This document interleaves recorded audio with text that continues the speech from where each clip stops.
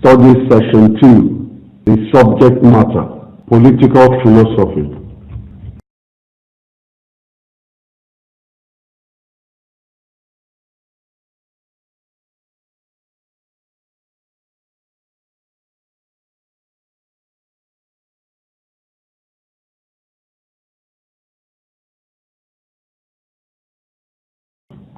Learning outcomes. When you have studied this session, you should be able to 1. Define political philosophy. 2. Discuss the approaches to the study of political thought. 3. Identify the point of departure of the discourse. 4. State the object of political thought. 5. Identify why we study political philosophy in the Department of History. 6. Discuss the analytical problems in the study of political ideas. What is political thought? Political thought, also political philosophy, has been defined in various ways, namely 1. As a branch or subfield of political science, the fundamental and the oldest branch of the discipline.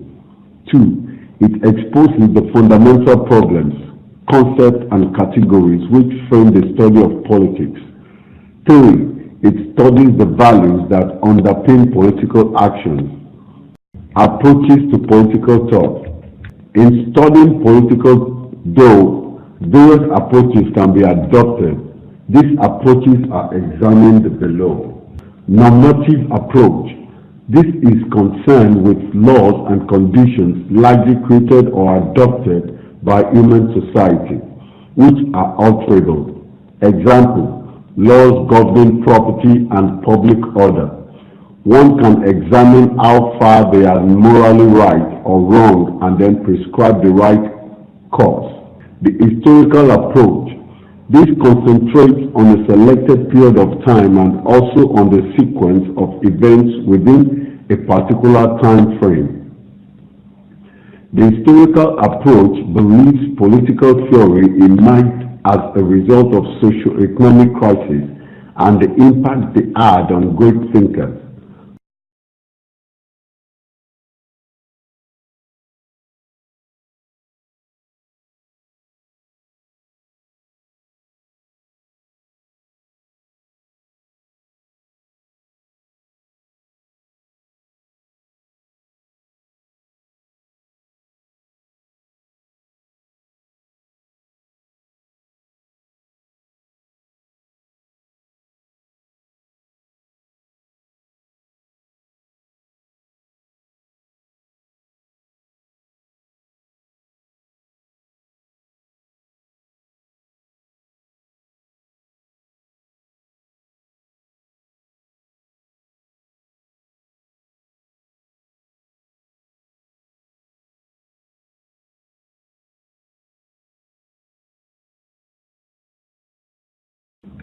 Objects of political thought. The objects of political philosophy are the problems that constitute the subject matter of political philosophy. These questions include A. What is justice? B. What is the goal of a decent society? How should the citizens be educated? D. Why should I obey the law? E. What is the limit, if any, of my obligation? F. What constitutes the ground for human dignity, freedom, virtue, love, friendship? Question. Political thought and history. Why do we study political thought in history? The answer to this question is simple. The reason we study political thought in history derives from the nature of history itself. Therefore, there is need to understand the nature of history. 4.1. Meaning of history. History is synonymous with past events.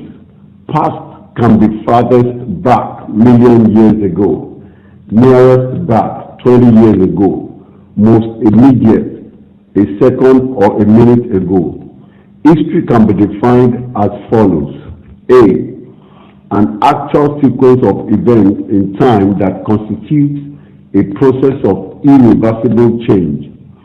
This can be changed either in the structure of the world or any part of nature, or change in human affairs and in society and civilization. A kind of literature, story or narrative of what has happened based on facts that can be obtained from inquiry or investigation to tell the truth. C. A kind of knowledge, historical knowledge, knowledge of the past, self-knowledge. D. An academic field of study that is subject studied in school, the syntopicon. 1. E. A single coherent evolutionary process, the experience of all peoples in all times. Fukuyama. Kinds of history.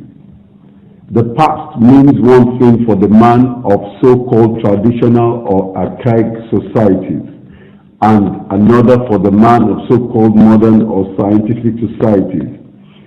These differences inform the division of history into kinds, namely cosmic history, CH, and human history, HH. A. Cosmic history. The past of the archaic man is the cosmic past, CP, which includes the totality of all happenings in the phenomenal world, the world of flesh and blood, man, of plants and animals, and of the mineral kingdom, in the world of the ancestors and in the world of the gods.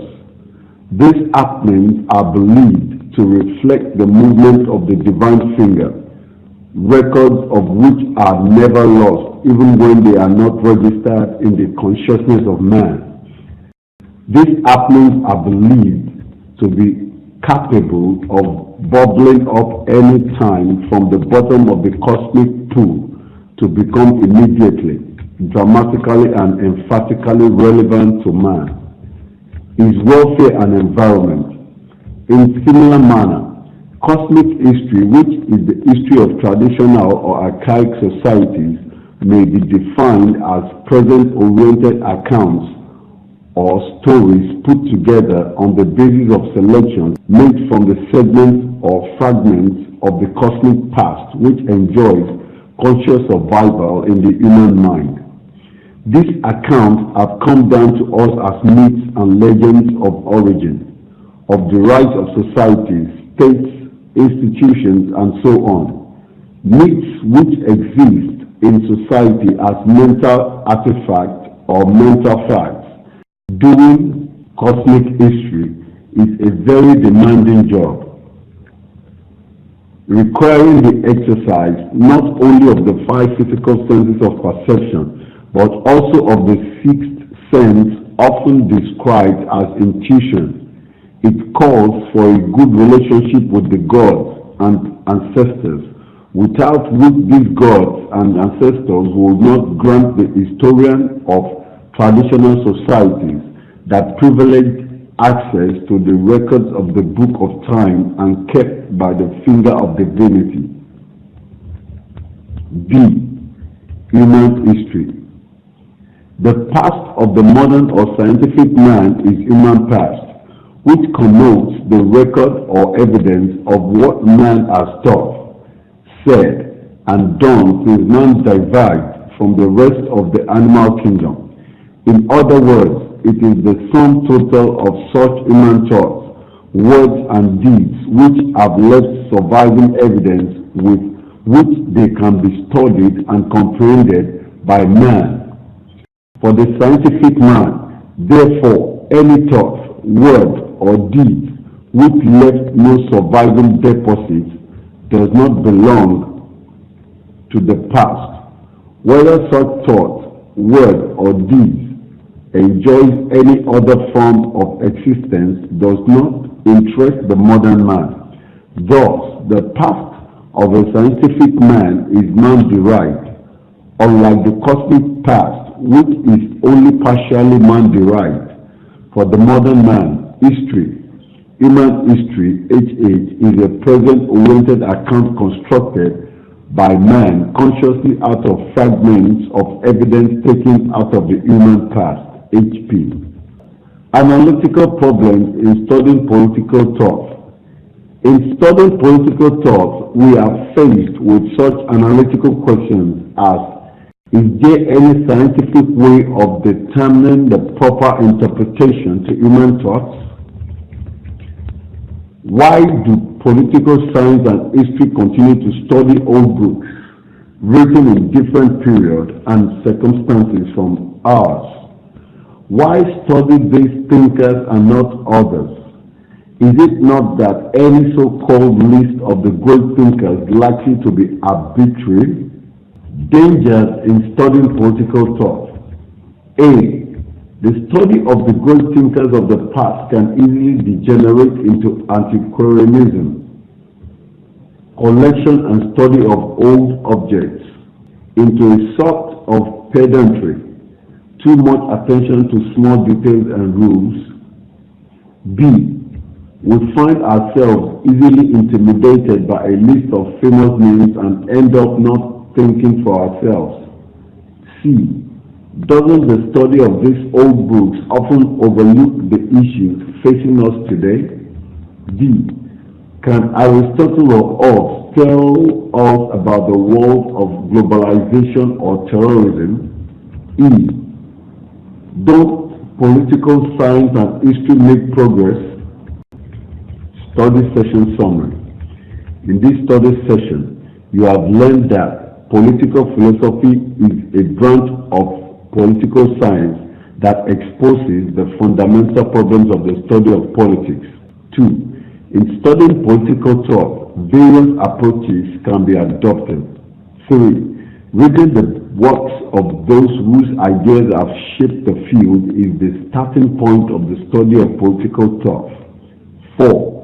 Political thought is studied in history because it is a part of human actions which history studies in time perspective. 5. There are some analytical problems associated with the study of political thought. End of study session 2. Thank you for listening.